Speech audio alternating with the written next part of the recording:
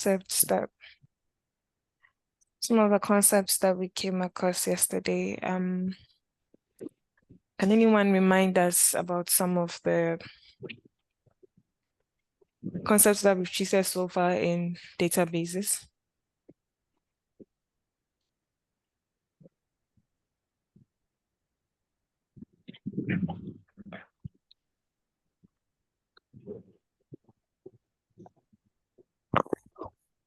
All right, Ruben. Good morning, everyone. Yesterday, we learned a lot. And once that I could remember, I recall my memory was organizing data. And under it, we learn about joining, how to join tables. So you made us clear that within a database, we have multiple tables. So in this case, how we are going to join those tables or columns in the table. So we came across with a concept like union and union or and others. So I recall these two. So under union, you got to understand that in order to combine two data with that is a single, combining two data. I think one thing I forget. Are you talking about the duplicates? Yeah, so thank you very much. So with union, without duplicates, but with the union or with all duplicates. So these two concepts I grabbed from yesterday's session. Thank you very much. All right, thank you, Ruben. So yesterday we looked at, one of the things we looked at was organizing data, and then we saw some commands or some courses that we can use, and we looked at union and union or, and then the difference is that with union, you'd be able, so with organizing data, we looked at how to, so we both looked at how to combine the queries from multiple tables. So you want what's it called? You want values retrieved from multiple tables inside of your database. So when you are running the queries, you can use union to combine two select queries. So we know a select query would retrieve some information from our database for us. So you can use union to combine those two values that the select statement is going to retrieve. So when you use union, you would get the entries from both tables, and it would include duplicates, but the entries will be distinct, so it won't include any duplicates. But when you use union, or if you have multiple entries in both tables, then union all is going to show, so you're going to be having those number of entries that are actually on the table, and they will not be trimmed, or they will not be made to just be the ones that aren't duplicated. Thank you, Ruben. Calvin. Good morning. So yesterday we also came across Aurora database, Amazon Aurora database, which we said Amazon Aurora database cluster consists of one or more database instances, and the cluster volume that manages the data for those database instances. And we also said Amazon Aurora is a database engine, and we came across high availability in Amazon RDS, relational database. Thank you. All right, thank you, Calvin. So yesterday we saw how if you have your relational database, or even any database that you have, you would need an engine to be doing the task. So the one that does the work is the engine on the database. And I explained that the database or the database management system is just providing that engine. So ideally, it would come with the engine that does the work, and it will provide other things to help the engine to be able to do the work. Okay, so we can think of the difference between the RDBMS and then the database engine, like for example, a company like Amalitech that provides IT services. Okay, so the company in this sense would be our RDBMS our DBMS, our database management system. And then let's say you need a developer to develop an app for you, right? So you go to Amalitech, and then the person inside of Amalitech who actually does the job, which is the developer who actually writes the code, would then be our engine. So the engine is just one part of the whole database management system. And what's is happening is that the database management system is providing that engine or providing that developer everything they need to be able to carry out the work that they need to do. So Aurora is a database engine, just like MySQL, just like MS SQL. So yesterday when we went to the console, we saw that when we were creating a relational database, we had some options, some database engines to choose from.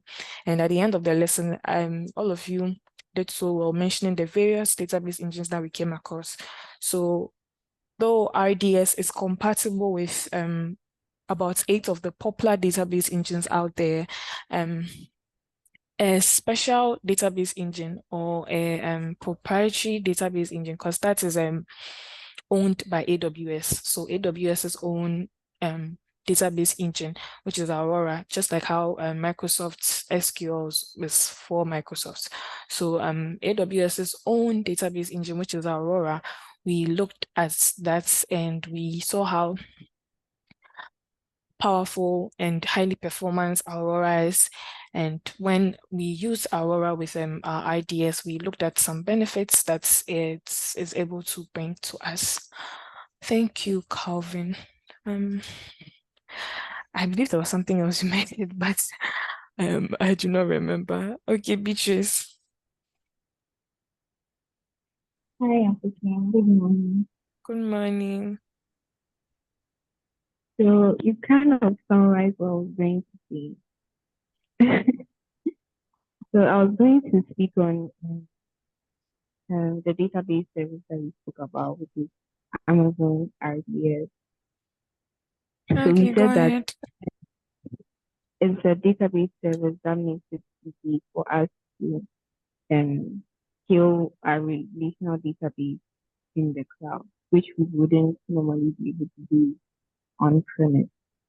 And you also made mention of the fact that there are several database engines that we can use with RDS. But I wanted to name a few, except the one that you mentioned, which is Aurora.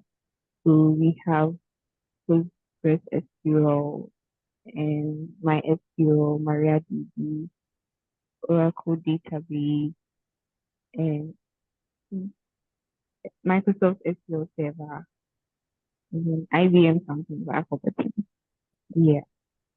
And then we also made mention of the fact that RDS uses DB instances, which is like a database environment that is in the cloud, and something similar to we have EC2 instances, which are like virtual servers. So in RDS, we have database instances that serve as a database environment where you can run your database environment as you would have done on-prem. But you don't have to provision the servers and all these things. And Amazon RDS is the fully managed service. So yeah, you can make use of the DBE. It also does backup for you with snapshot on my line. So yeah, that's what I remember. All right. Thank you, Beatrice. Yesterday we looked at AWS's Relational Database Service, RDS, and we mentioned that it helps us to be able to host our database inside the cloud, and we compared it back to how we would traditionally get it done. So we would need a server. After getting our server or our computer, we would go ahead to download or install an RDBMS. But inside of RDS or inside of AWS, we watched the demo, and then we saw how all you have to do is to click on the specifications that you like. So the instance class, which can be likened to our instance type when we are selecting our EC2 instance. So you just specify the specs, the CPU, and the features that contribute to the functionality of your server or your machine. All those things are under the instance class, and you also have a choice on the storage that you want to use, SSD, magnetic. So depending on your use case, you just select those things, and AWS just does the provisioning for you. And all you have to do is to connect to it. So we saw that we could connect from Workbench, we could connect from an EC2 instance. And when you connect into it, you can just run your queries and upload your data, or import your data. So the infrastructure provisioning, downloading MySQL, all those things are going to be done by AWS when you configure your RDS, okay? And we looked at 2 ways of configuring our RDS. Does anybody want to remind us, sorry? Dennis's hand is going down. So when you click on create database, there are 2 options that you can choose from. Well, you don't have to say the option exactly. You can just say, what's it called? The difference between both. Because I'm sure we understood the difference, but maybe we might not remember the exact names.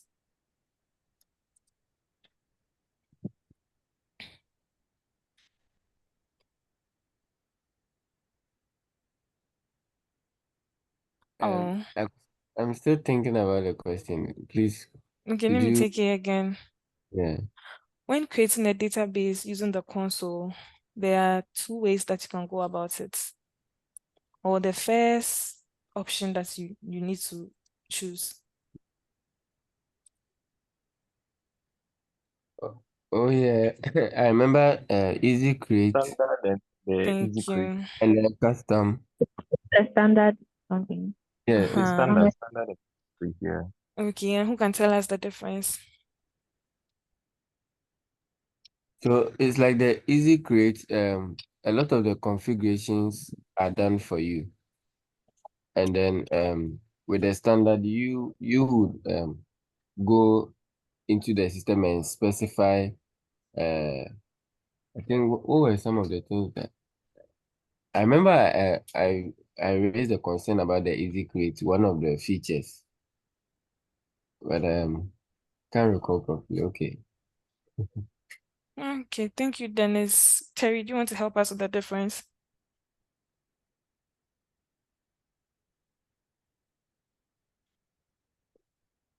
Yeah. Good morning. Good morning, Terry. Your voice is foul. I wanted to talk about. Can you hear me now, please? Can you hear me now? Yes, we can hear you. I wanted to talk about the how creating a database, but since you want to know the difference, let me help you. So the easy create is when like it's in the default mode, so everything is already created. You just have to go through, don't provision anything, and then just go ahead. However, the standard one. Please tell the music at the background is making some noise, please. Sorry, it was a call. It's my brother.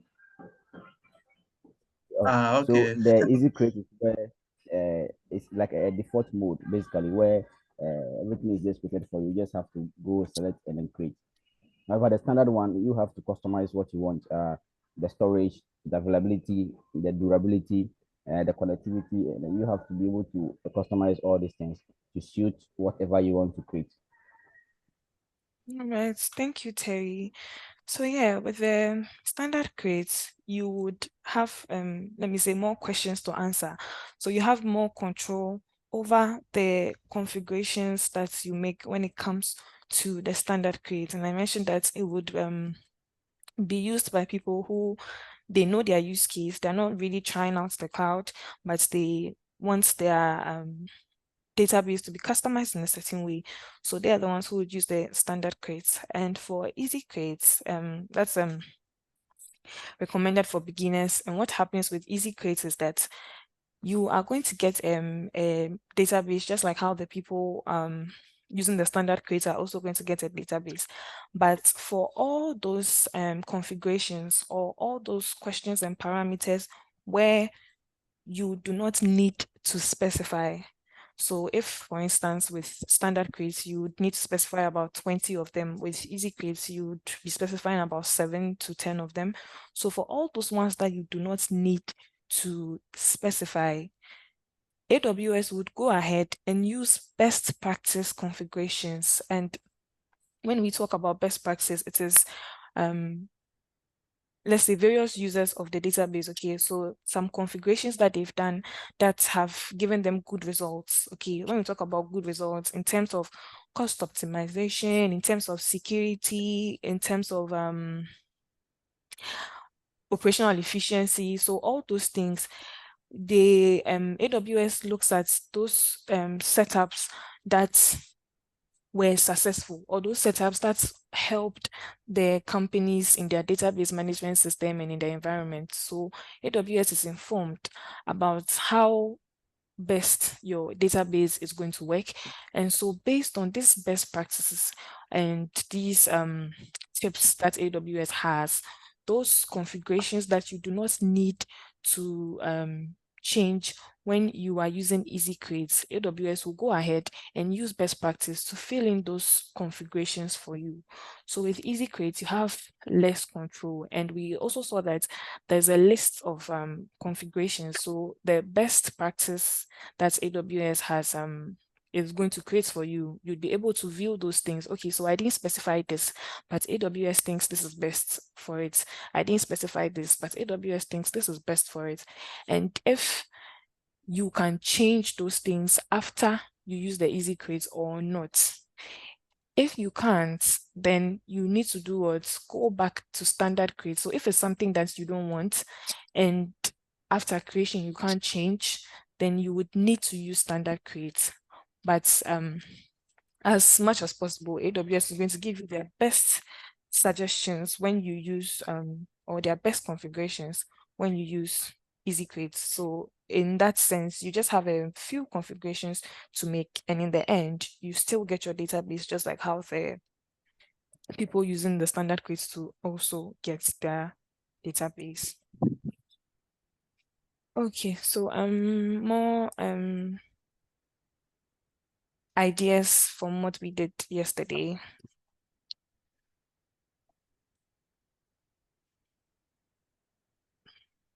Dennis. Still on RDS, I also remember we talked about some features. So I think they've mentioned the high availability. There was also high throughput, and he said throughput is the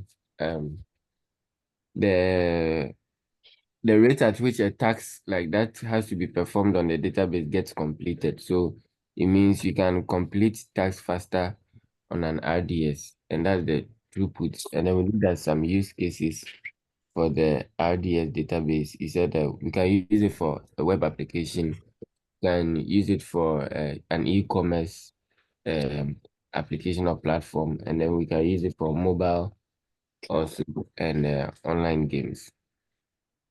All right, thank you, Dennis. So yeah, features of RDS, it has high availability. Well, no one has explained high availability yet, so I would come to that. And I spoke about high throughput.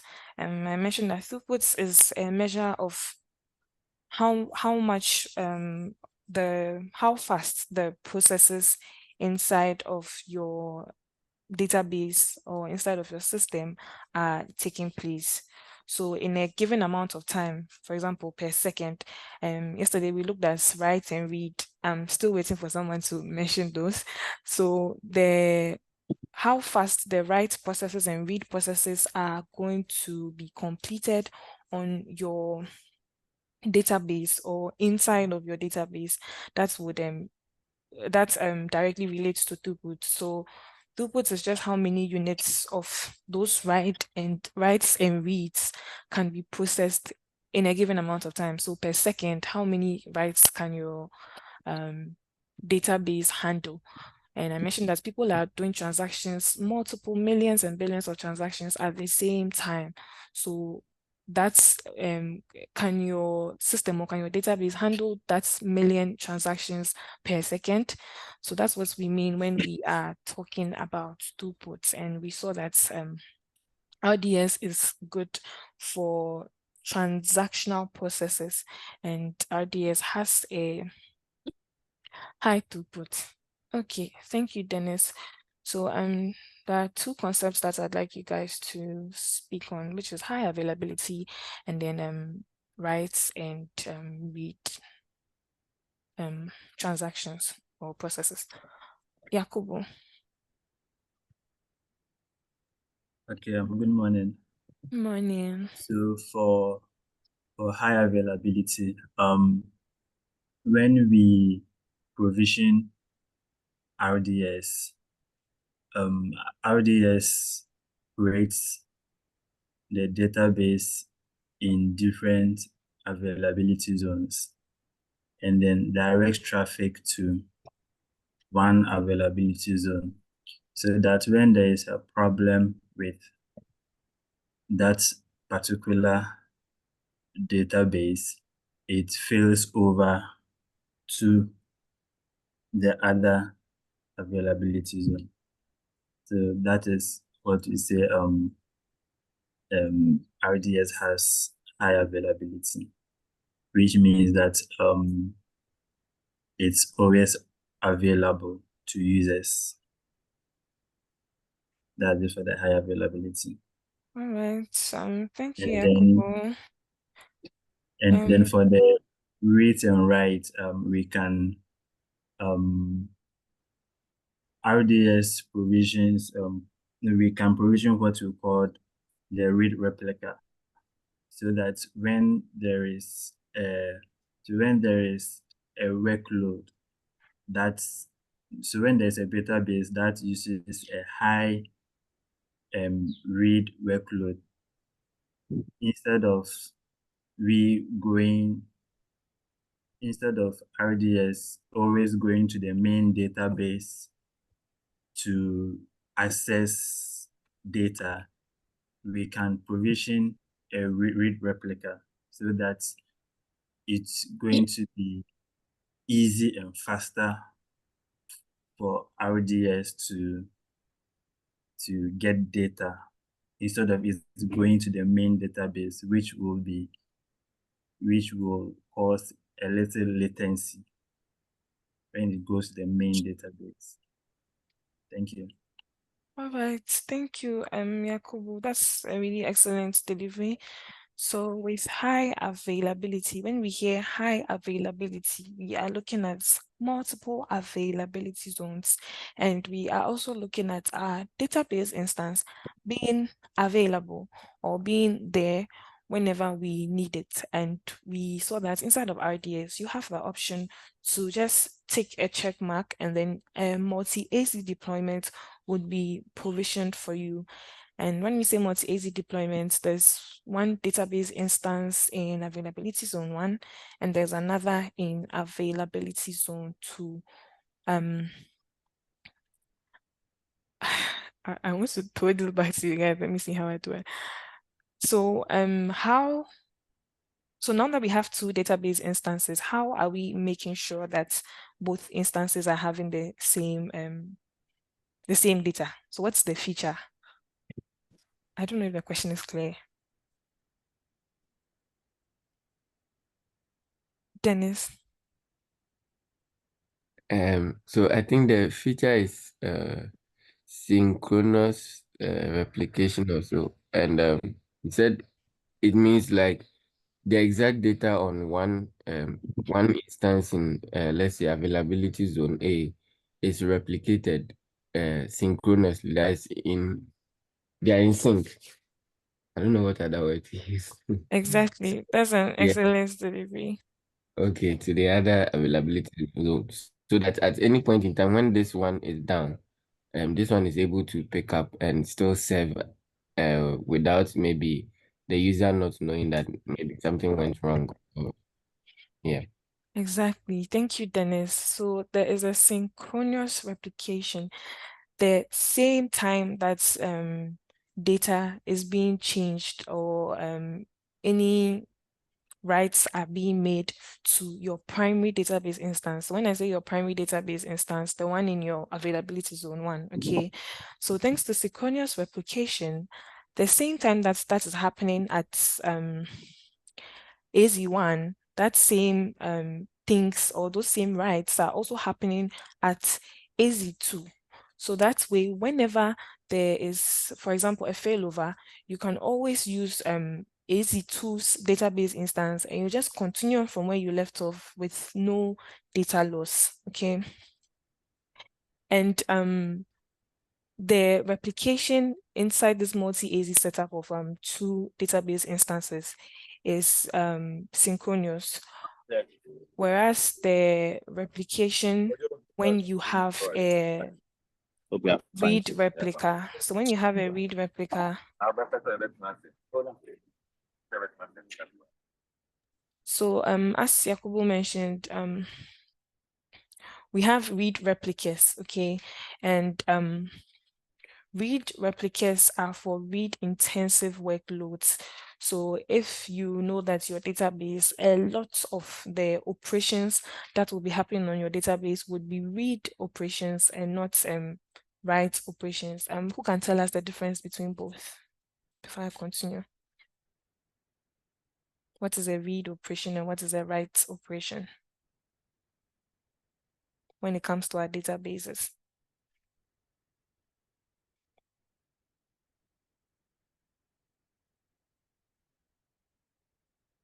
William.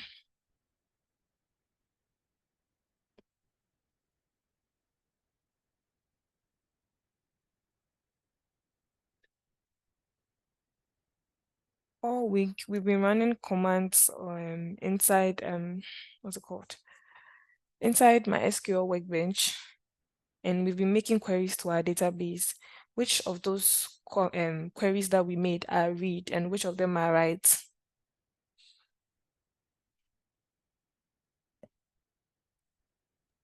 Hello, Akosia. Hi, John. Sorry. We have something like a insert, which is a write statement because you are now going to insert records into your database. And then we have something like a select, where you are only reading data from the database. So either you use insert, alter, or update, then you are actually doing a write. And then when you are doing select, then you are doing a read. Thank you. All right. Thank you, John. Derek, you want to add something? Yes, please. To me, I would say the read operation. I would say like you're retrieving data from memory, and then the write operation will be you are writing it for the memory. I don't know if it's okay. Yeah. Thank you. All right, thank you. William. Yeah, sorry. My mic wasn't on, but Derek has said what I was going to say. Okay. Yeah. Yeah, so that's it. With write operations, it changes something inside of your database. So it adds something, which we could do with the insert statements.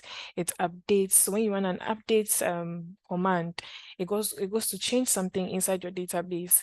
Alter table, which we can use to add columns.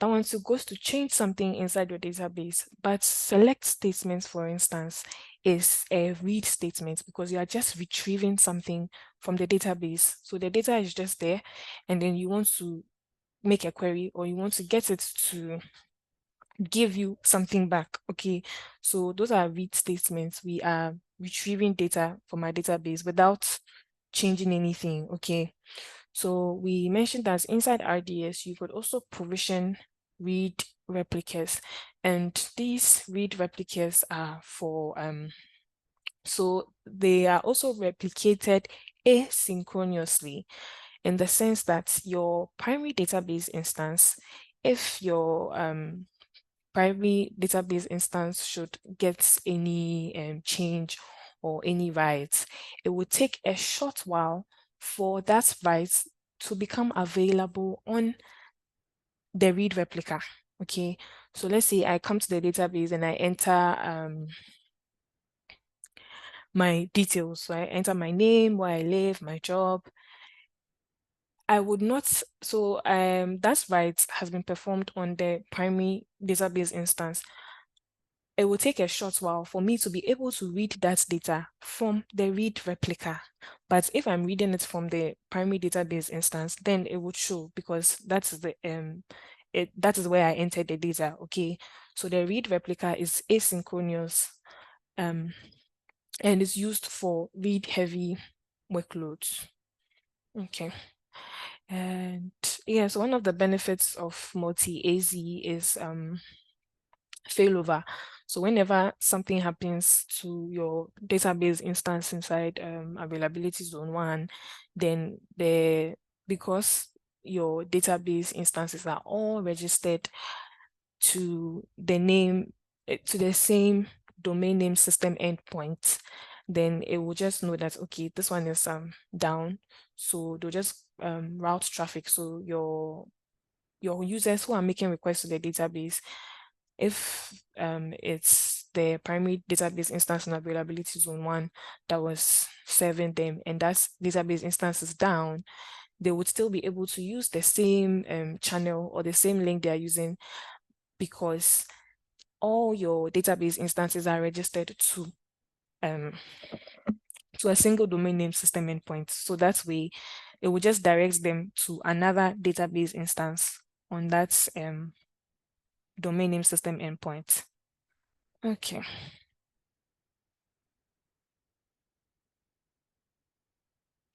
Beaches mentioned the scaling, RDS scaling. Yes, I believe we can move on to DynamoDB.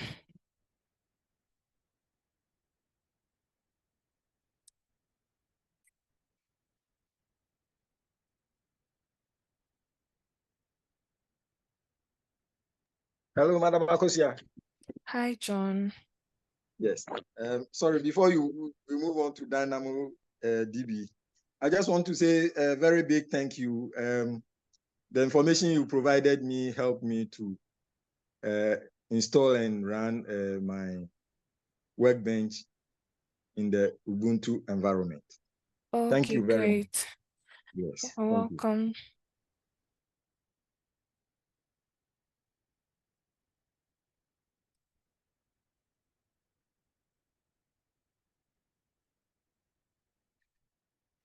Okay, who has heard of DynamoDB?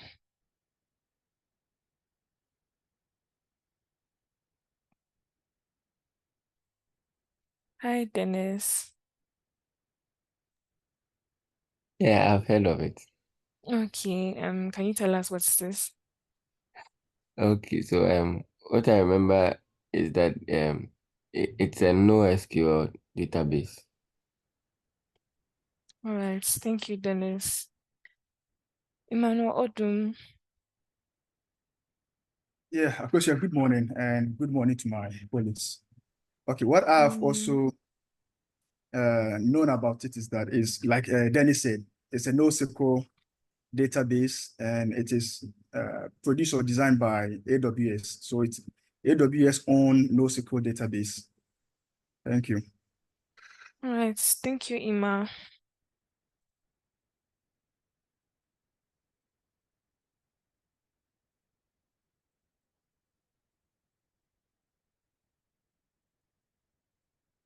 Terry.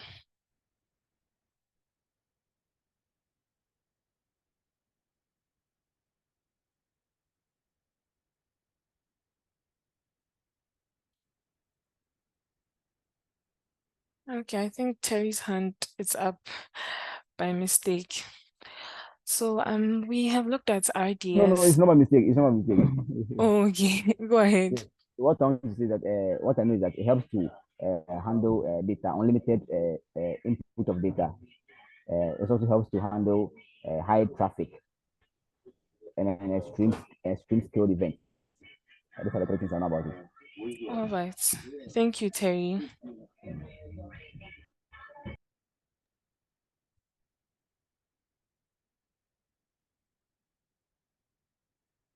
So when we did introduction to database, we saw that relational database.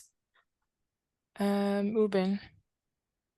I also, yes, as you are saying, we also got to know with NoSQL, it doesn't have a structured like the relational database concept. So with that DynamoDB2, as it is NoSQL future, it is not structured like the relational database future. Thank you. All right, thank you, Ruben. So when we were looking at databases, we saw relational databases, and we established that they are strict with the table system. They are strict in structure because the values have relationships. So it's heavily dependent on that tabular structure of having a strict schema.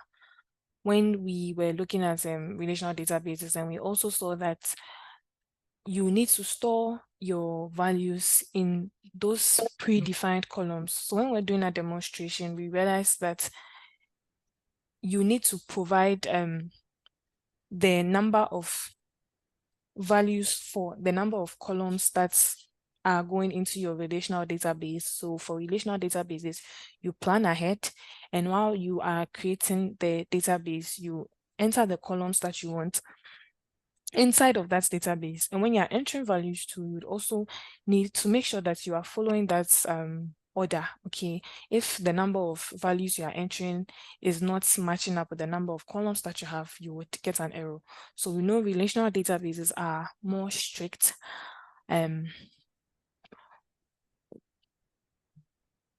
And the relationships can be defined between tables using foreign keys. So you have your table that has your primary key, and then your other tables can just have a foreign key, which we can trace back, or we can link back to your main table that has the primary key to see that, okay, so this row is storing information about this same person or about this same entry in a different table. And with relational databases too, we also saw that better performance is achieved by adding compute or memory capacity to a single database server. We saw that because there is a relationship between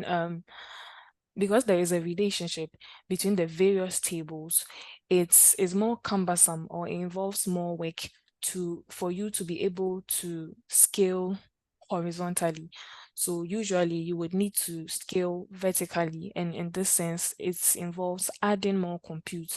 So if your CPU was, maybe you're using 1 vCPU, you would need to go higher to probably 3 vCPU, but it's a single database server. So it's still, that's your one instance, but you just have to scale it vertically when it comes to relational databases.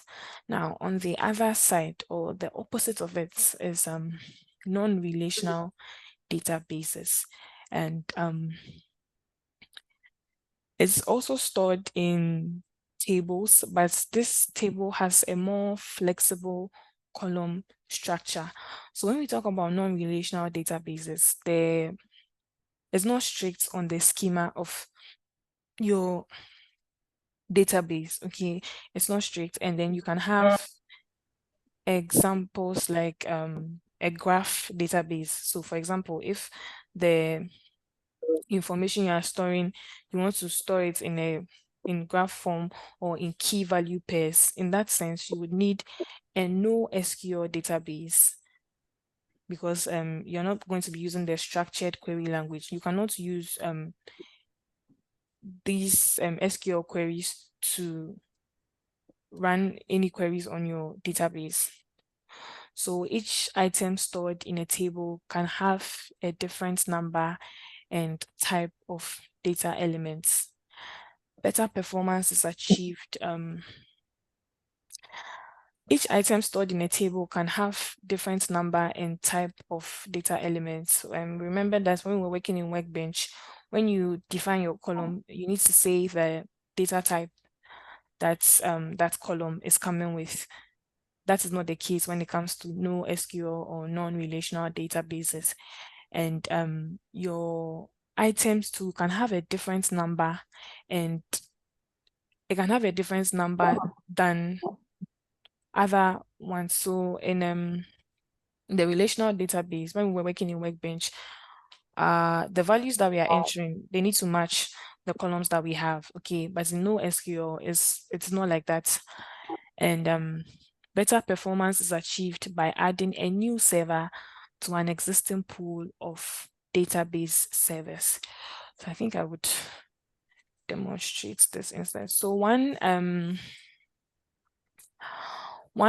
very common use for what's it called? One very common way that items, so in NoSQL databases, we call them items, okay? So one very common way that items are stored in NoSQL databases is in JSON format. So in DynamoDB, it's in JSON format. So I just want you guys to try. If, let me see, what example I can use. Okay, so if I want to turn this information here, I have here, so the parts that I've highlighted, please can we see? Yes. Okay, so if I want to make them into key, let me just use this so shorter. So I'm an example of DynamoDB is a key, stores your information in key value pairs, okay? And this is a table. So we can have this this table inside of our relational database, because we have this column, we have this column, we have this column, and we would be able to store these values inside of our relational database. Now, this same information, if I want to make it into key value pairs, just the parts that I've highlighted, who can guide me on how it would look like? Okay, Dennis. Okay, so please could you do the highlight? Okay. I think we can do, I think a better example would be the students one that we have. Okay, let's do this anyway. Okay, so Okay. just that for, yeah. Okay, so the key would be the group numbers. So group 2, then the value would be Ima Aoku. And then yes. Okay, so should I put it in a JSON format or this is okay? Okay, so let's do this first. We'll do key value first, then we do JSON. But the only difference in JSON would be the brackets and stuff, right? Bracket, And yes, then the yes. quotation marks. Quotation. Okay, then let's just do this. Okay. And then the second one, the key is group 3. And the value will be Dennis, actually. Okay. So this is the way that I can store. Okay, let's add, if I want to add Joshua and then Domfe.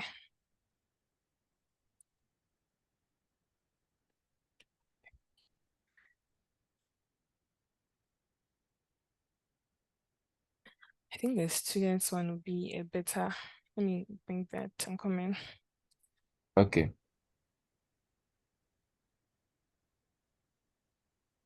Yeah. I thought I was speaking. I was muted. Oh, okay. So I'm bringing back the table that we had yesterday. Okay. The one we're Okay. working with in Workbench. So I think that would be a better example. So we were able to store this data inside of Workbench. So if I want to convert this data into key value pairs, how would I go about it? So I think somebody else should go because Dennis gets the understanding. So somebody else should help me with that.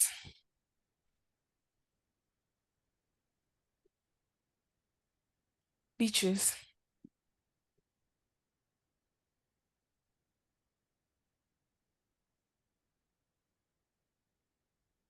Okay, Odun. Please come again. I want to convert this our relational data into key value pairs. Okay, Akosia, let me give it a try. Okay. Can you please zoom a bit? I hardly see. I think Okay. the fields are first name, right? First name, last name. Okay, I can see it now. Thank you.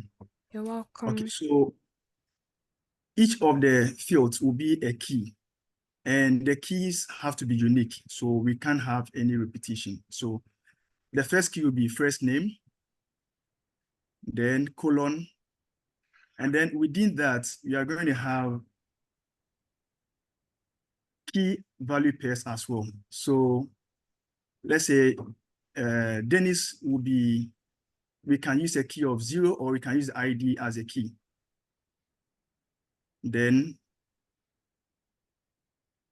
okay, so let me please, take the question again.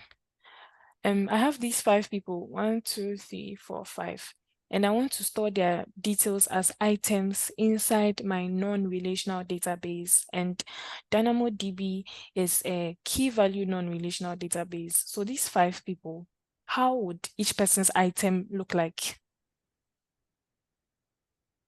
yeah, can I continue? Okay. Yeah, you can Okay. continue. Okay, so the first name, then the first name is a key. So the value, we are going to have key pair as well. Well, Okay, we're so doing Madam, key let me also try. value, not okay. So the So value is going to be ID. the value for Let first me name is going to be I think ID. ID is also a key. Okay, Madam, let me help my brother. Okay, Okay. the ID is also a key. All right, Yes, Osman, go please. ahead. Okay, so it will be like, so the ID, first one will be the ID, Madam. So you can say the ID colon 8010, Okay. comma. Okay. First name. So I think I'll just put it on First the name. next line. Okay. Yes, So first name. Okay. Dennis, value Dennis. So next line to as we did. So last name, and the value will be empty. So you put empty. Okay. And the group as. So Osman, you get the idea. Okay. Okay. Please, do we understand what is happening? I mean, who doesn't understand what is happening right now? Yakubu. Okay. Sorry, just before, I wanted to ask a question, but Osman has answered it, so thank you. Okay, thank you, Yakubu. So inside of our relational database, this is how we would store this information, okay? And inside of our non-relational database, we'll store them as items. So when we take the item, let's say the item key is the ID number. Okay, so let's say when we take item 8010, it is Dennis's information. So everything about Dennis to the end. So make my demonstrations make more sense. Okay. And group assigned, let me just use GA for group assigned. GA. And so the GA is the key, and then the value is 3. Okay. And then the scores to is the key, and then the value for that is what? 22. Thank you.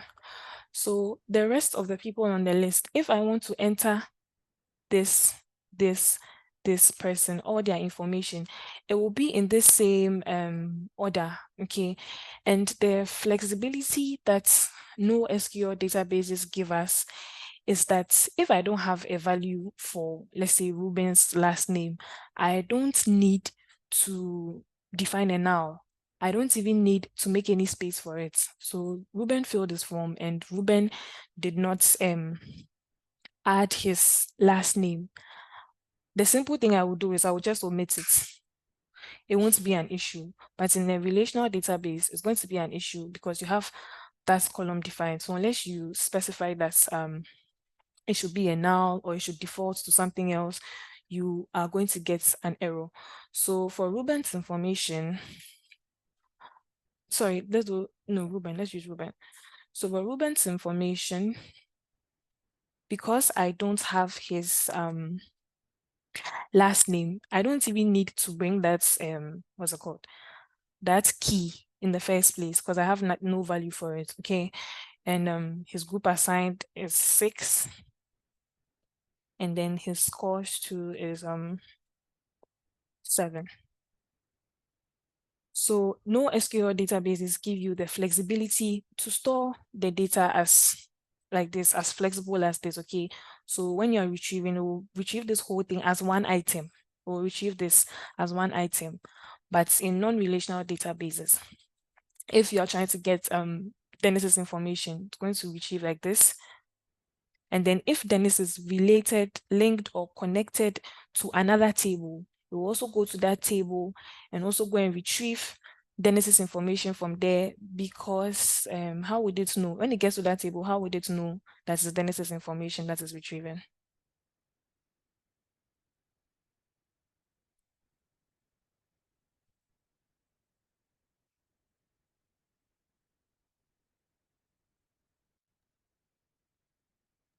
Madam, please, the question again. Okay.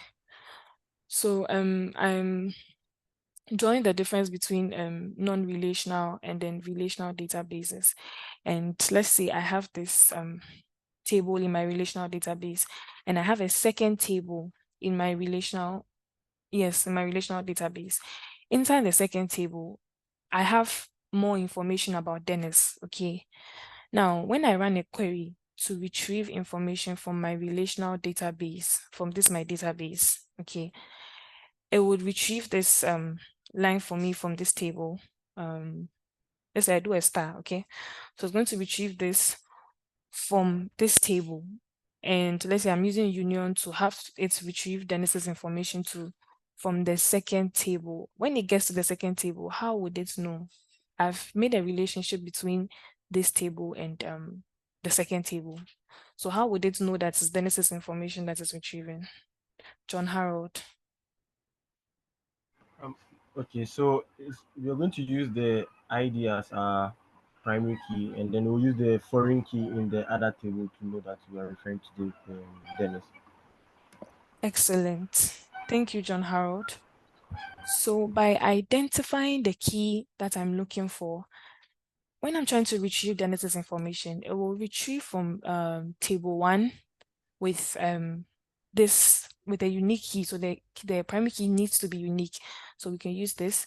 So we retrieve from table 1 with that key. Yes, with the guide of that key. And when it goes to table 2, the key 2 would help it to know that, yes, it's this person's information I'm looking for. When it goes to the next table 2, so if I have multiple tables, it's going to do that and bring me Dennis's information. Now, when it comes to NoSQL databases, and I'm looking for Dennis's information, it will just be able to get me Dennis's item. So we'll just pick this as one and give to me. Which of the two do you think would be faster, this or this? Just thinking about it, just express your opinion on which you think would be faster, bringing all the items as one or getting the individual entries from the table and bringing them to me. Which of them do you think would be faster? Getting everything as one. Which is relational or non-relational? Sorry, relational. No. Non-relational. No relation. Non-relational. William, do you mean up or down? Down. So down is non-relational. Okay. Okay. So I know we mentioned that relational databases are fast and they're good for transactions, but if relational databases are fast, non-relational databases are faster. Please, is the understanding okay? Yes. Yeah. Yes. Yes, ma'am. Okay. I think you can go back to the slides. Hello. Hi, John. Hello.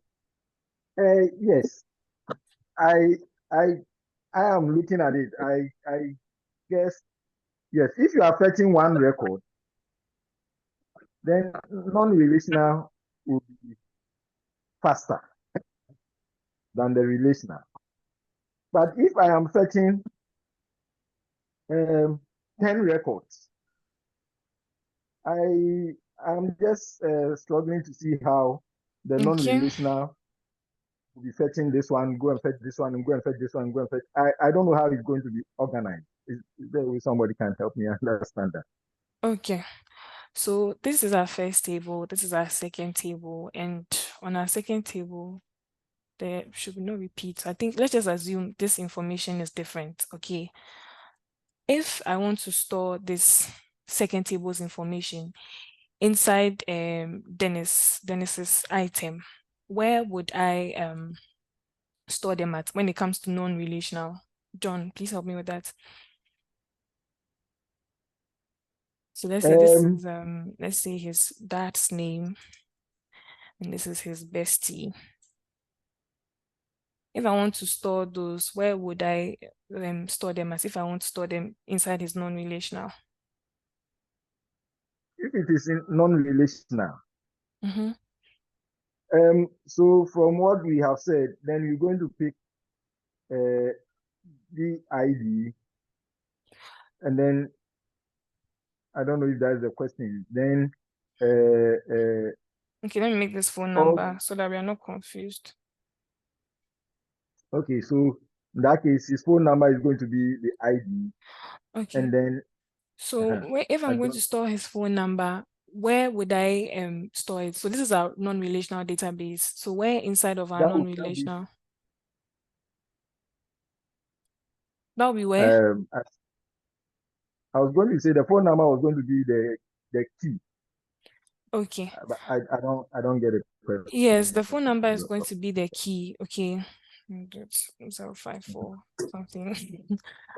Now, if I need to store this additional information about Dennis, I will come to the same item, and under it, I will add this phone number, and I will add this what's it called? That's name. Okay.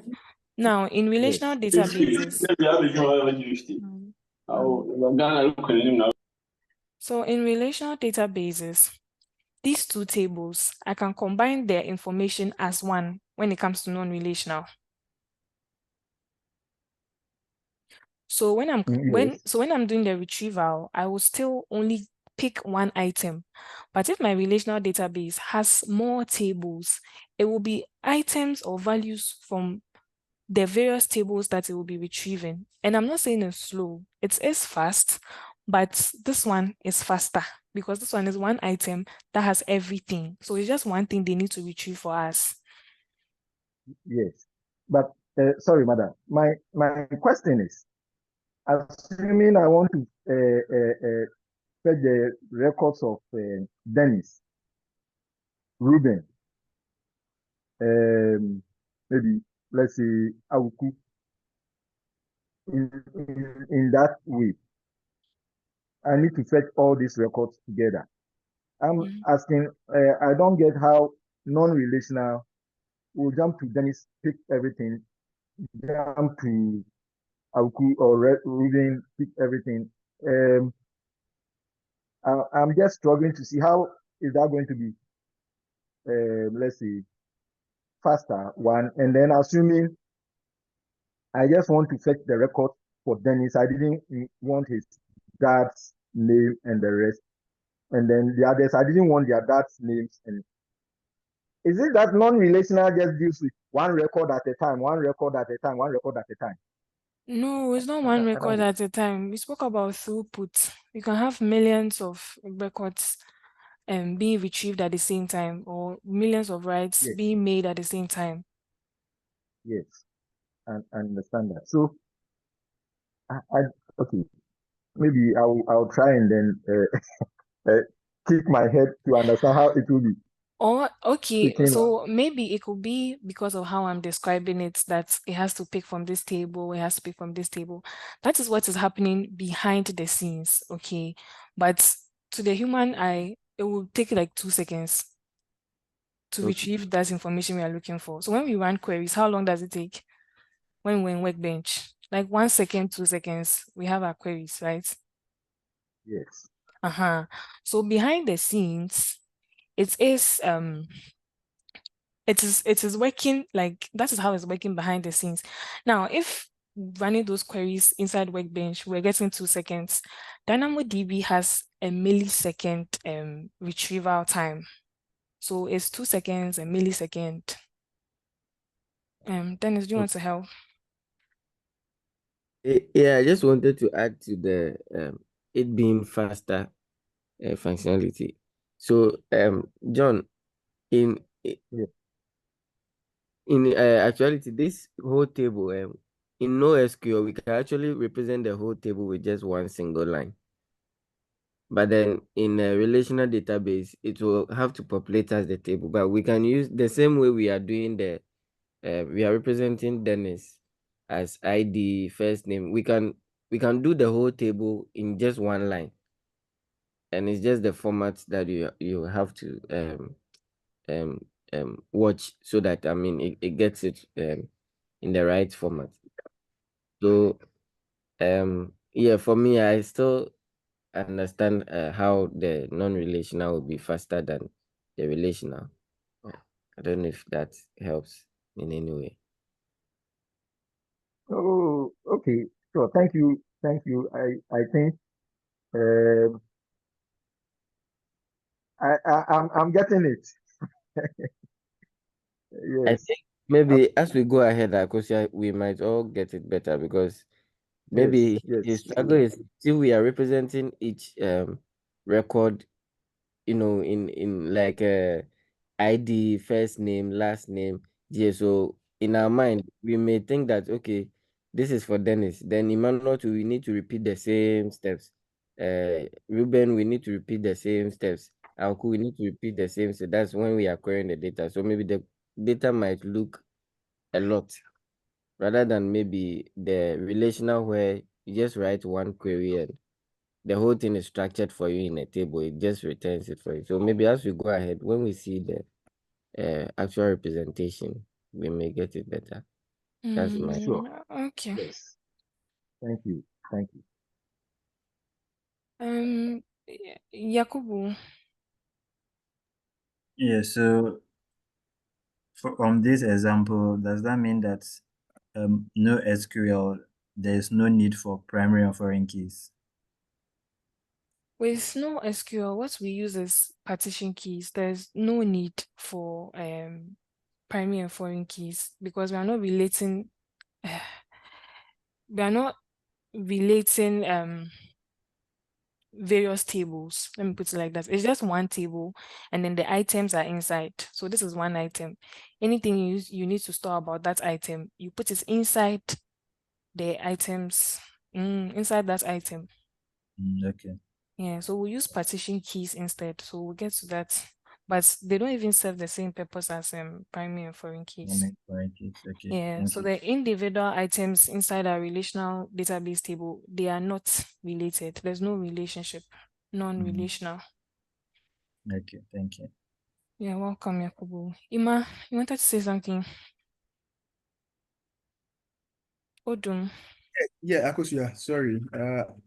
It was about John's question that I wanted to, but I think Dennis has said almost everything. So with the relational databases, we have something we call axis that we have to follow. That's the atomicity. So you have to make your data in smaller units. So you end up having lots of tables. So let's say Dennis alone, his information can span across maybe 4 tables. So if you want to get all this information, you have to use union or some means of getting all the information from the table. Whereas in no or non-relational databases, you can have everything in one. So if you want Dennis's information, you just pick it up, go to that item, and then you pick it up. So eventually it's going to be faster than the relational database. That's what I wanted to add. Thank you. Thank you so much, Ima.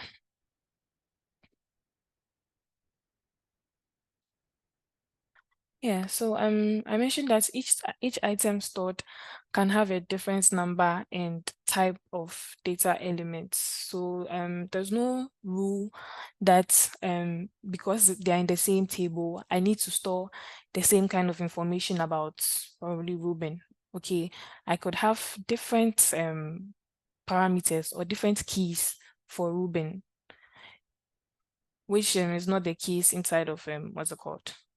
Non-relational. Non-relational, you need to follow the columns and the type and then the columns that you defined. So that's the difference between relational and non-relational databases. So I think we'll now look at DynamoDB being an example of a NoSQL database. Dennis. Yeah, so please, I have 2 questions. The first one is, that means that in non-relational, there's no need for specifying data types, just as described in the differences. Or you still have to specify data type. Let's say No, you ID. don't. Okay. And then my second question, please, if you could move to the difference slide. Yeah, the last one. So under relational, it says better performance is achieved by adding computer or memory capacity. And then non-relational, it says better performance is achieved by adding new server. So is this talking about the vertical scaling and horizontal scaling? Yes, please, it is. Okay, so non-relational horizontal and then relational vertical scaling. Yeah. Okay, thank you. You're welcome.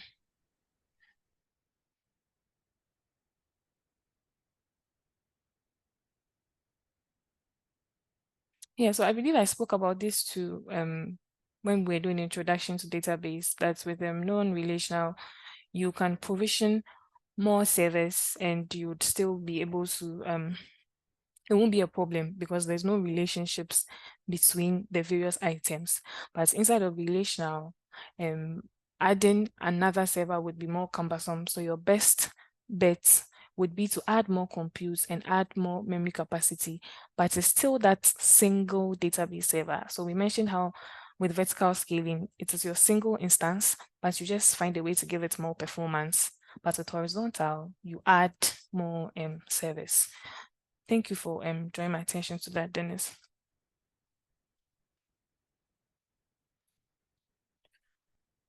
So DynamoDB is a NoSQL database. It's fully managed and it is serverless, and it's also a key value database. Who understands what we mean by serverless? Or I'm expecting somebody to ask me that we are borrowing machines from Jeff Bezos. So why am I saying that DynamoDB is serverless when I've already told you guys that we first need a server and then we get our database on that server.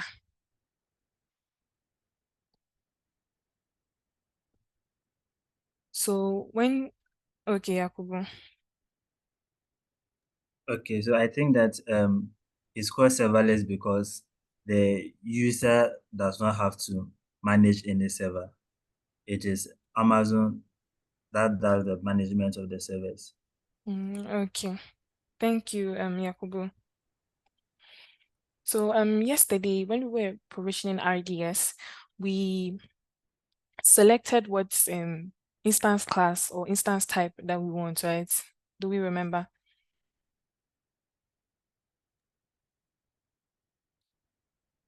What did I say the instance class for your RDS instances?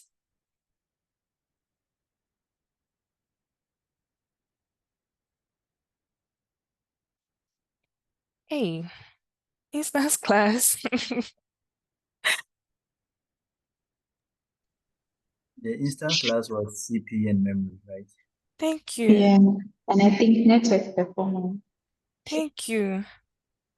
So when we were provisioning our RDS, we had the chance to select those features. So, and we also had the chance to select the storage too that we want. So maybe magnetic or SSD.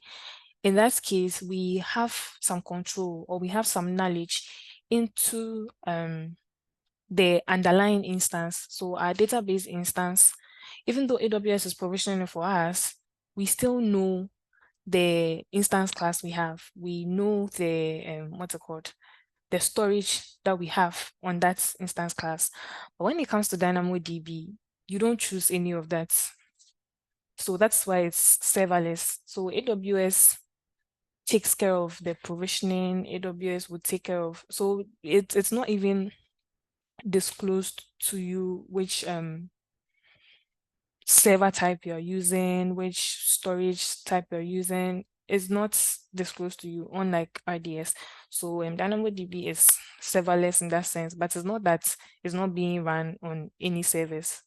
The server is a requirement for you to have your database. So it's definitely there, but in DynamoDB, we don't even choose it, okay? That's why it's serverless, and also it's also fully managed. So AWS takes care of all of the patching, the updates, all those management processes. AWS does that for you. Okay. And it improves performance by keeping data in memory. When we talk about in memory, I don't know if it was this class. So I think Paul did a demonstration the last time about the components of our computer. We have the hard disk, we have the RAM, we have the CPU. So if any process is running, it would be taken from, or the instructions for any process to run would be taken from the SSD, brought onto the RAM, and then that process happens for you.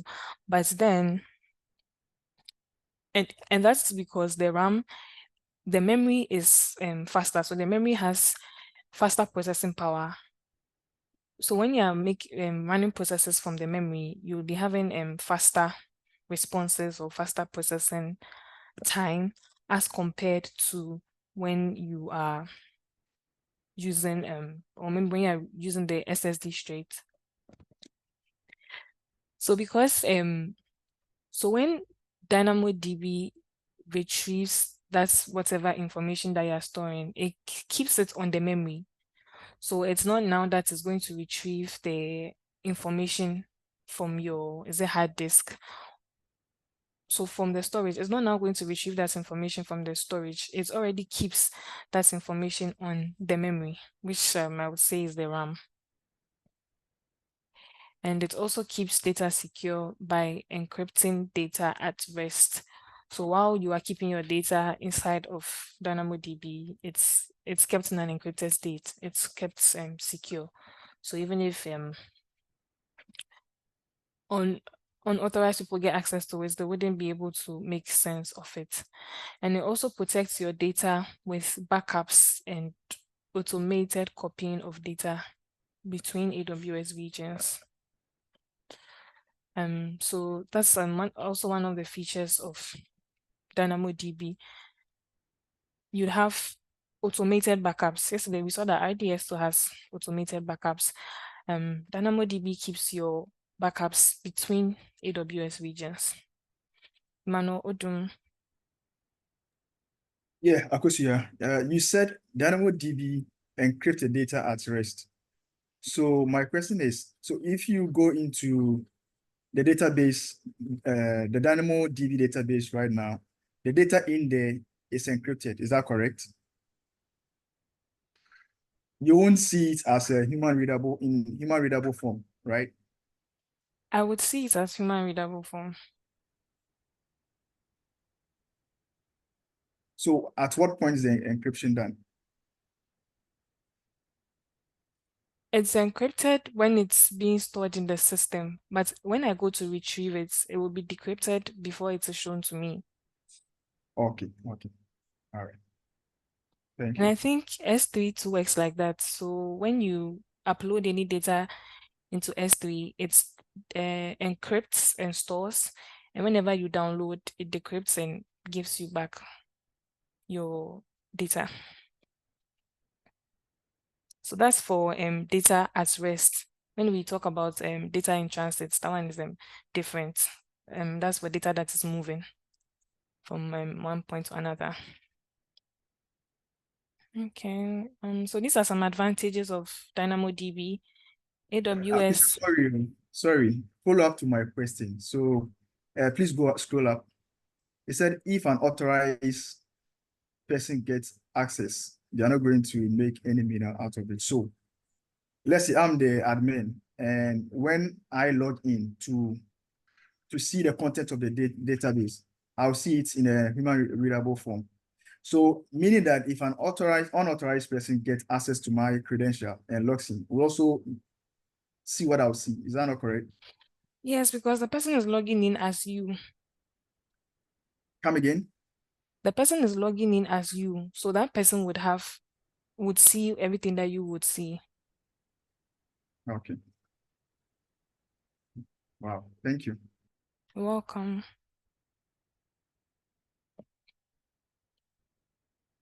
Some advantages about DynamoDB. It's a fully managed service, and it's AWS manages all your underlying compute and storage. And it automatically adds more compute and storage as your data grows. So we saw that RDS, you would need to do that vertical scaling by yourself. But inside of DynamoDB, you don't even have access to the storage that is keeping your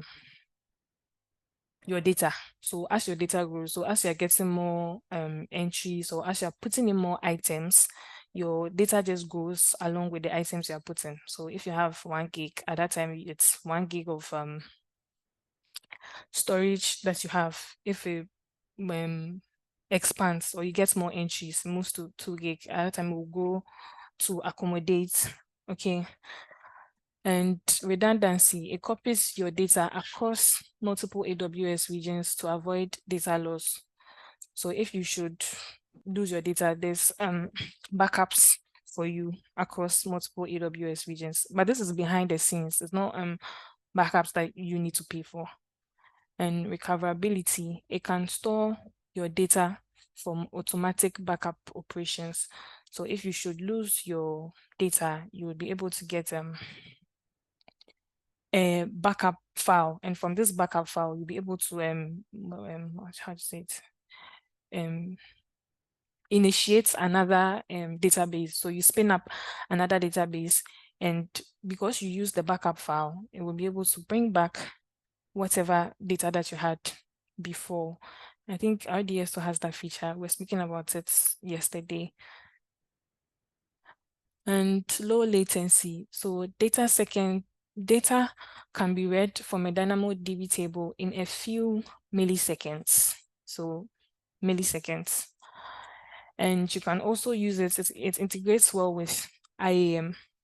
So you use IAM to control your access to your DynamoDB table. So anybody in your account who should not have access to your DynamoDB table, you don't give the person those permissions, or you don't give the person, yes, you don't give them a policy that says they can.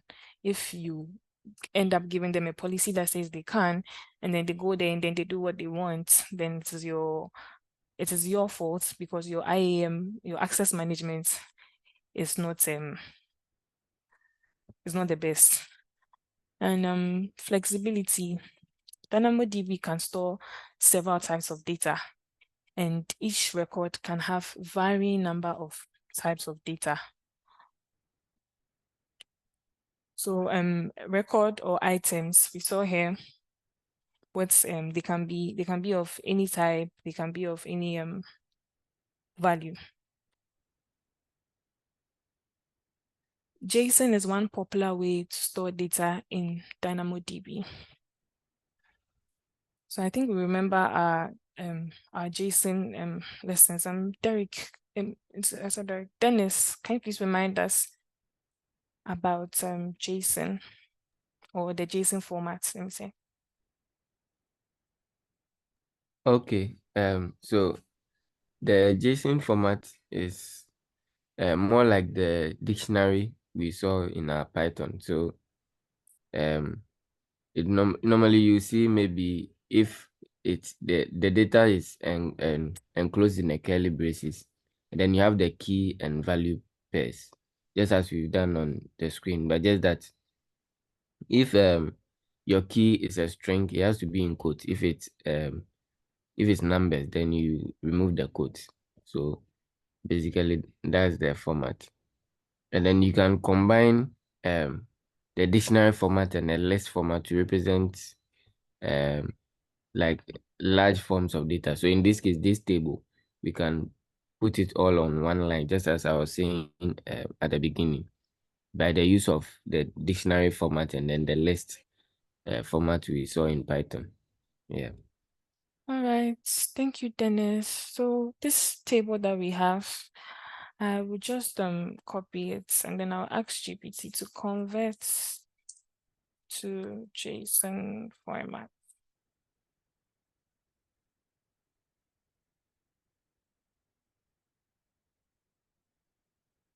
So yeah, this is what we mean when we are talking about JSON format. So it will take the values, give them the key value pairs, and then as Dennis mentioned, you see the square brackets, the curly brackets, the quotes, the commas.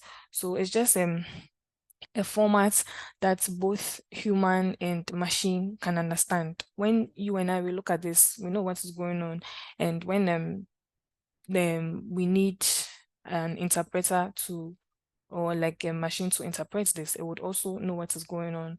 So a lot of the time, the data that would be kept inside your DynamoDB table would be stored in JSON format. Okay, so we'll pick one item, and that item would have that format inside of it. So let's look at how DynamoDB works. The main concepts behind, Dennis. Yeah, so I have this question. So initially, before I got to understand databases better, there was one difference between a relational and non-relational database I came across, and it said that relational database are normally used to represent records and tables, like how we saw, data that relates to each other. And then non-relational are for let's say pictures, videos, and like etc. Those kind of unstructured data. So in this case, I mean, I want to find out how would JSON represent a picture. I mean, how would DynamoDB represent a picture in JSON format? Like how does non-relational databases represent things like pictures videos in the form of JSON. I don't know if my question is clear. Yeah, it's clear. Yeah, okay. So for pictures and videos, I know you cannot store them in DynamoDB. It would be better to store them in S3 than in DynamoDB. Oh, okay. Yeah. Okay.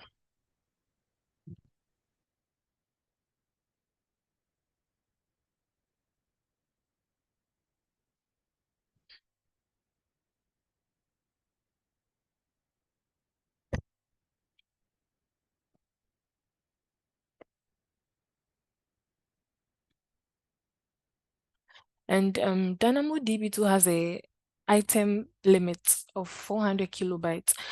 I don't think a video can be that small. Maybe picture. Well, I still believe you should go for S3 when you want to store a picture in the cloud.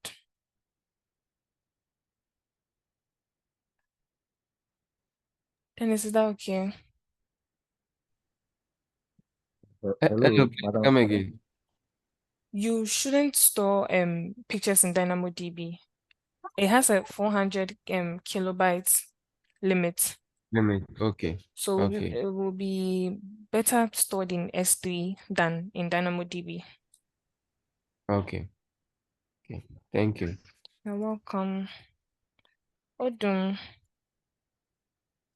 Yeah, Kosia, just a follow-up to Dennis's question. So in that case, if let's say you have a record, let's say Dennis, and that record has pictures or videos as well, which belongs to Dennis, and you store them in S3, how do you reference and retrieve them so that, I mean, you don't lose track of which one belongs to which record?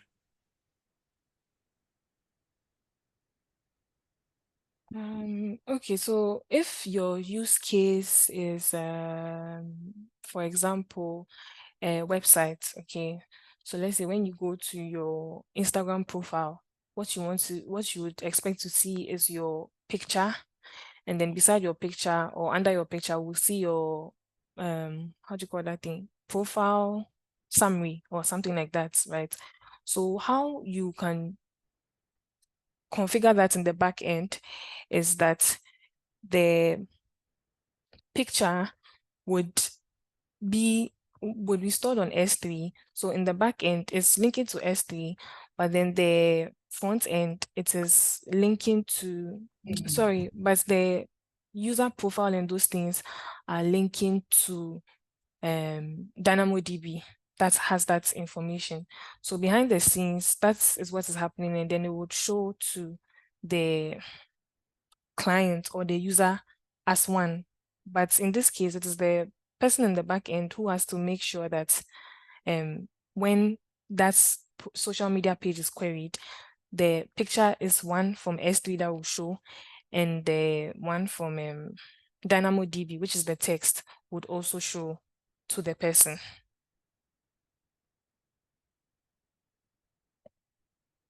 So meaning there will be a reference from the DynamoDB to the S3 bucket, is that correct?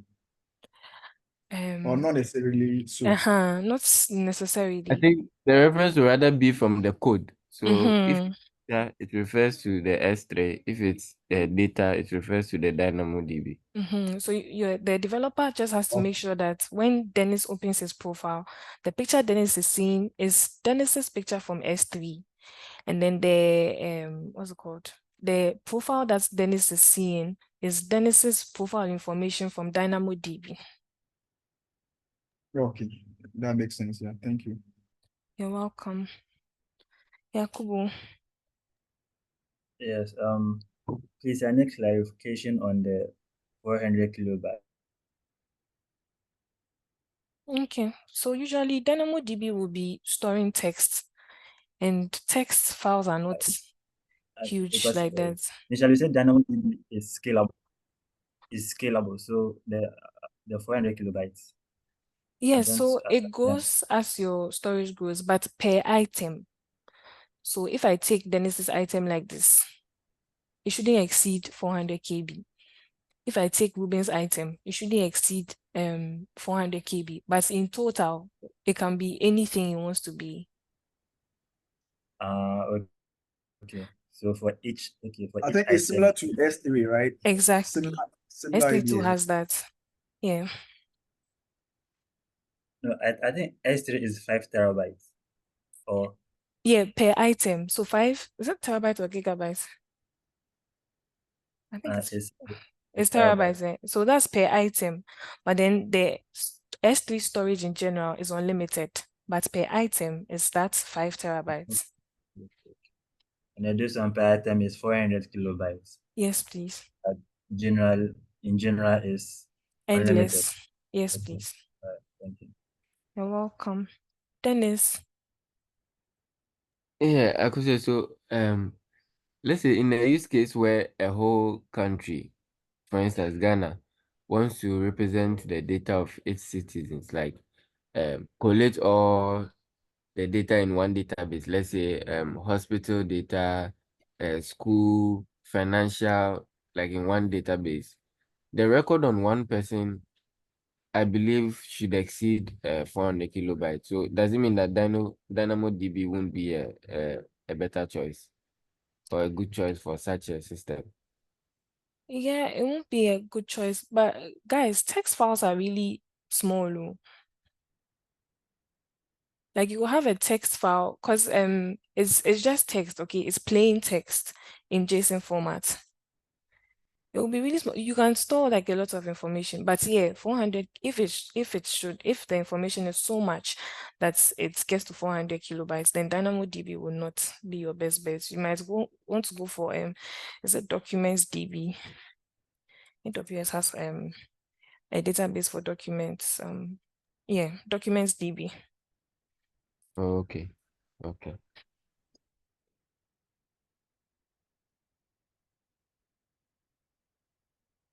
Emmanuel Odun. So, of course, you are in that situation. Is it not possible to split the data? For instance, instead of having one, whole data on Dennis in one item, is it not possible to maybe split into 2 or more items? It's Is that approach possible. not possible? It's possible, but then it makes work more difficult for your developer guy, because he would now have to get into more details. So if the person is searching for this about Dennis, then it should point to this item. If the person is searching for that about Dennis, then it should point into this item. Whereas you could just say Dennis information as one. I don't know whether you get it. Yeah, I get it, because I know MongoDB has that feature where you can split and still use their their query language to query your data. So I'm thinking probably it might be possible with DynamoDB as well. Yeah, it is. Okay, thank you. You're welcome. Daniel, you wanted to say something?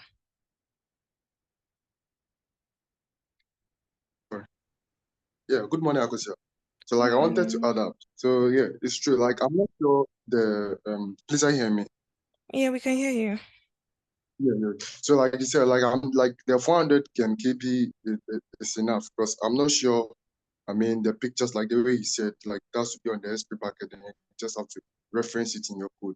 Because it's honestly most text takes lower, data, lower, storage, lower. So 400 KB would be right. So instead, then like 400 would be okay. You just have to reference it. And even even if you look, database usually don't take, large space, provided if like you have, I'm not sure. Usually some of them usually convects or compresses them so you can use them. And bear in mind, we're also saying that JSON formats are also lightweight. So yeah, so 400 KB, that's my submission. All right, thank you, Daniel. But behind time, like I would have, so if anybody can try, you just create a what's it called? A .json, okay?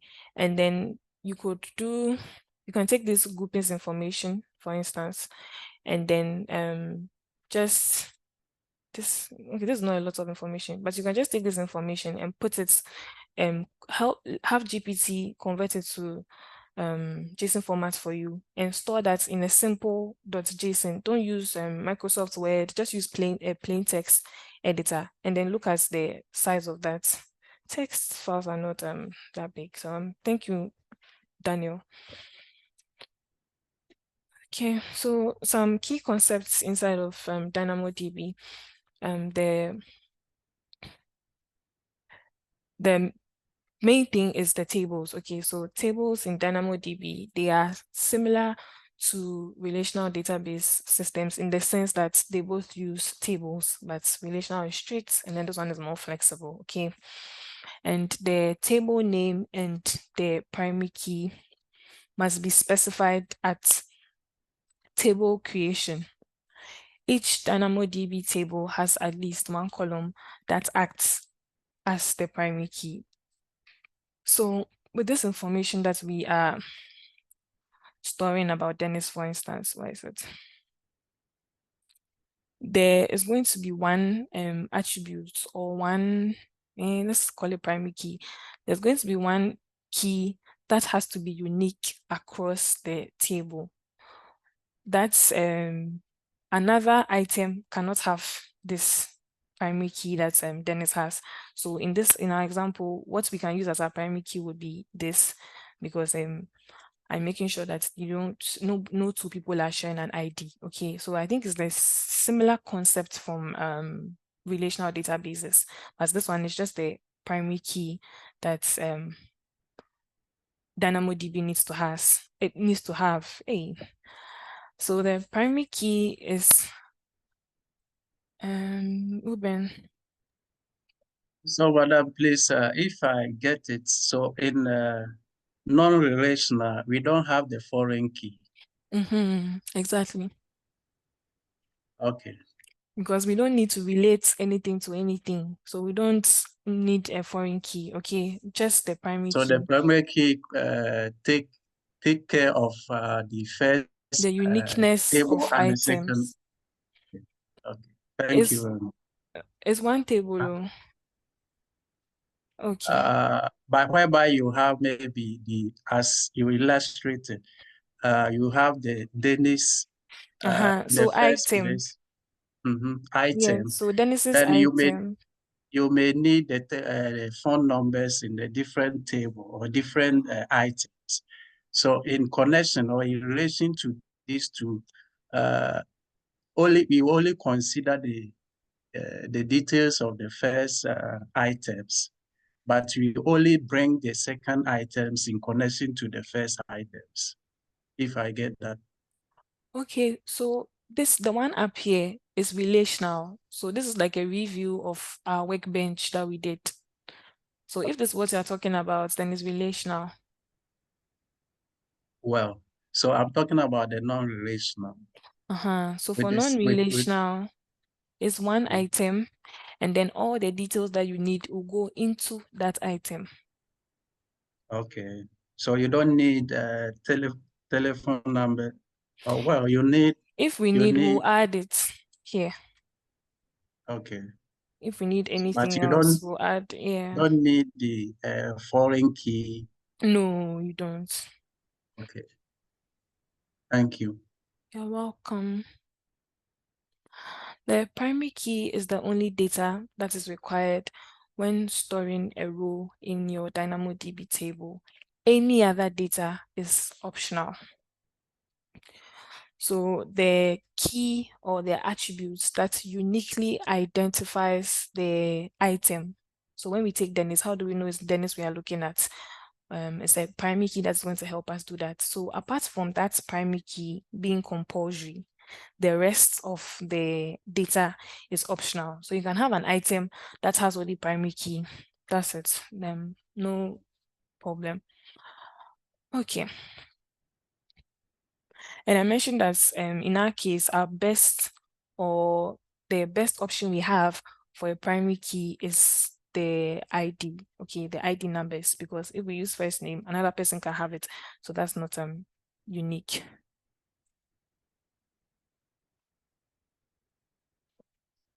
So this is an example.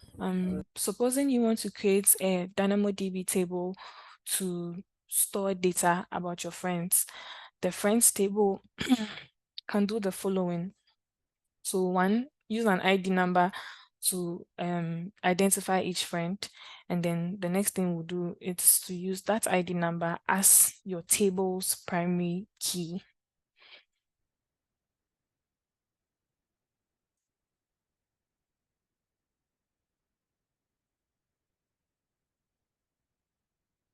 Okay.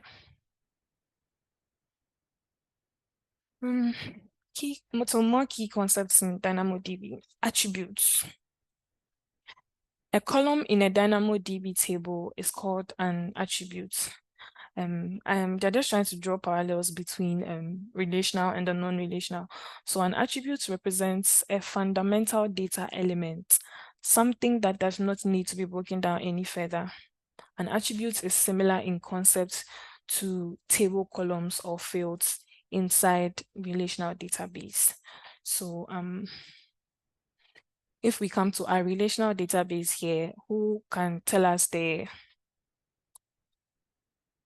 row that has the row number? So this row number, who can tell us the row number that has attributes? Let me see. Ruben. ID. I'm talking about these numbers in Excel. Okay. So if we are going to store our non-relational data, if we want to store our data non-relationally, which row number holds our attributes? It's 7. 7? No, sir. 8. 8. No, please. Okay, let me One or explain two. attributes again. So Maybe I don't. attributes represent the data elements that we don't need to break down any further, okay? And it's similar to the concept of columns when you come to relational database. Yakubu. I think it's row 1. Thank you. So row 1 has our attributes. So when we are storing our non-relational data, the attribute is what? ID, and then the value is 8010. The next attribute is first name, the value is Dennis. The next attribute is last name, the value is Oche. Please, is that okay? Yes, please. Okay. Get it here. So with the friends table that we are talking about, we've established that for our primary key, we are going to be using ID. Now, the other attributes which we can add to this primary key that we have include name, hobbies, favorite colors. These cannot be our primary key because multiple people can like football. Multiple people can like, which hobbies are there? Swimming. Okay, multiple people can share, what's it called? Favorite colors. Okay, so that would not be we can't even use that as our primary key. So in that sense, there will just be other attributes on the inside of our item. Okay, so inside of our item would have name, hobbies, favorite colors. So these are attributes that we would have about our friends. So when you come into our item and then you take Dennis, name Dennis, hobbies, watching football, favorite colors, gray, and maybe white. Please, is that okay?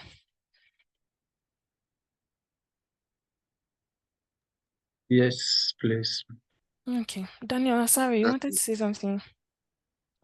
Yeah, so please kindly go back to the Excel and see some. Okay.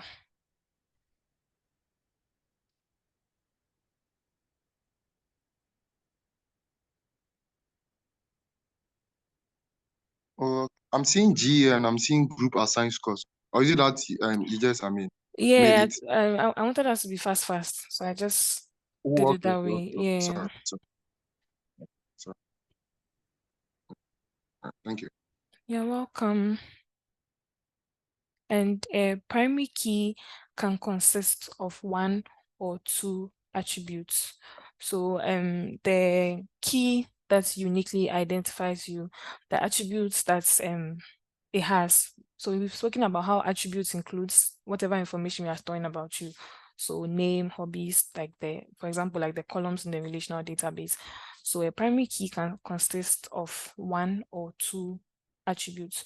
So if we would need 2 attributes to be able to define your primary key, then DynamoDB allows for us to do that. So let me see which 2 attributes. Probably your workplace and then maybe your name, assuming you are the only Dennis in your workplace. So those 2 those 2 attributes would uniquely identify you. It's possible. I hope we understand what I mean. Okay. So it's really dependent on your use case and the kind of data that you are working with. That's why social media companies try to get you to have a unique username, because it makes their work easy for them. They won't now have to go and look for 2 unique things about you that would help them to uniquely identify you. So to just make things simple, they just use one primary key where they assign you a username that only you have. Okay. But if you want to use 2 attributes inside of DynamoDB, that's possible.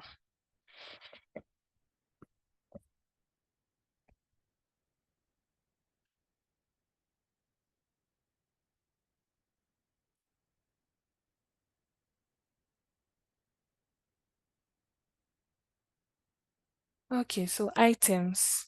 An item is a group of attributes that's uniquely identify among all the other items.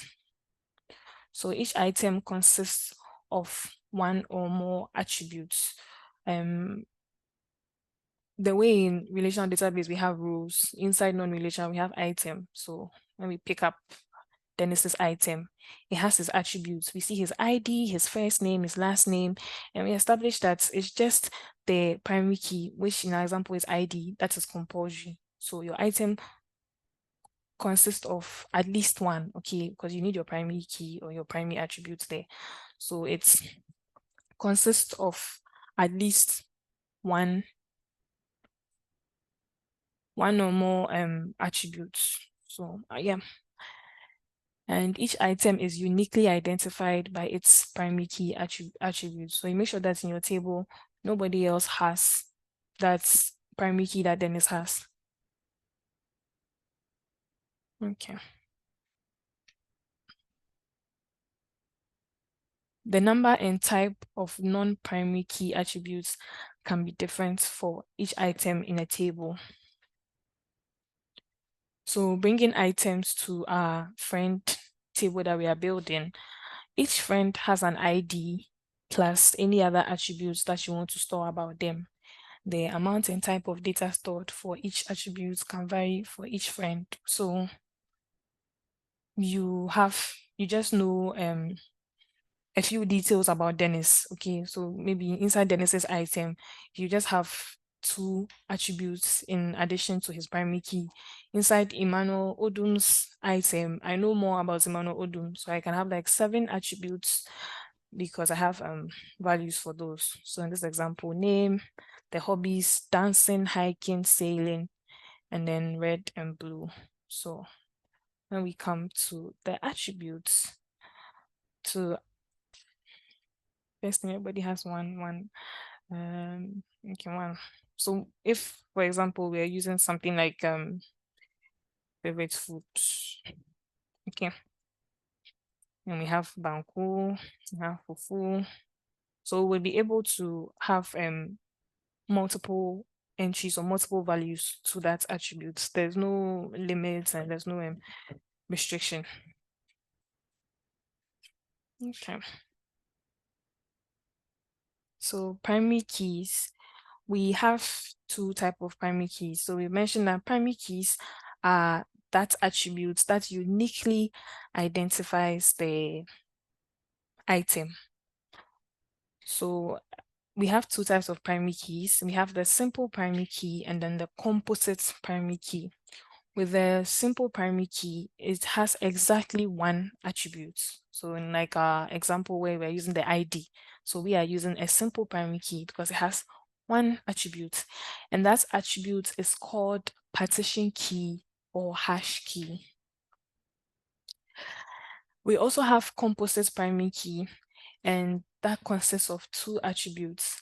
The first attribute is the partition key or hash key, and then the second attribute is the sort key or range attribute.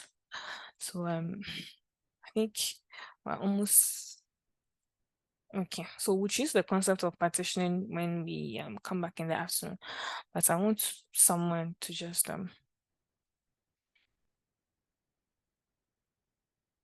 make this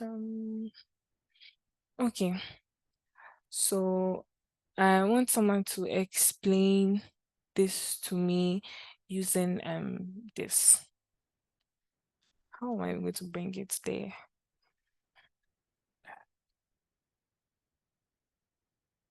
How am I going to bring the information there? Okay.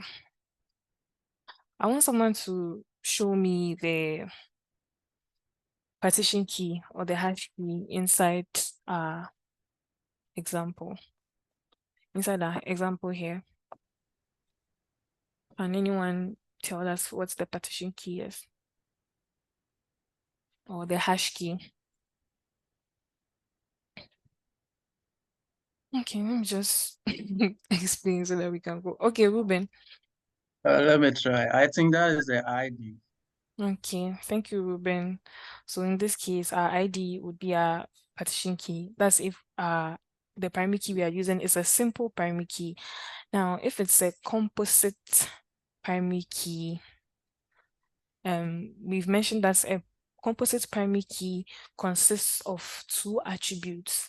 The first attribute is the partition key, and then the second attribute is the sort key or range attribute. So I'm going back to our grouping data, and then I want someone to show me the partition key and then the sort key, assuming that's my composite key. I'm using these two attributes. If for my composite key, I'm using these two attributes, who can show me our partition key and our sort key?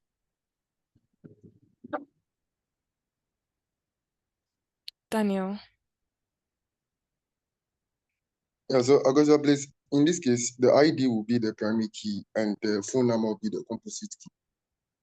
Hey. The sort key. Phone number. Oh, Please how's look the at ID? it again. We are dealing with the highlighted one. Yeah, so these are the two attributes I want to use for my composites. Yeah.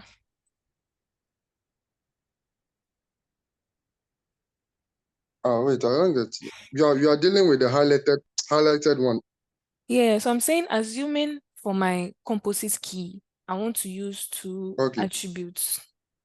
And the two attributes I'm using are ID and first name, which would be our partition key and which would be our sort key. So in this case, the ID will be the partition key and the first name will be the sort key. Okay. Thank you, Daniel. You're welcome. So when we are storing data inside our DynamoDB table, the partitioning or the keys that we have, our partition key is what determines which partition that our data will be stored on. So that's why these keys are important, okay? You need it when storing data and when retrieving data. So when we come back in the afternoon, we'll look at the concept of partitioning. Please, I have to run. So see you guys in the afternoon. All right. All right, thank you. We reserve our questions for the afternoon. Okay. Bye. Yeah, thank you, madam.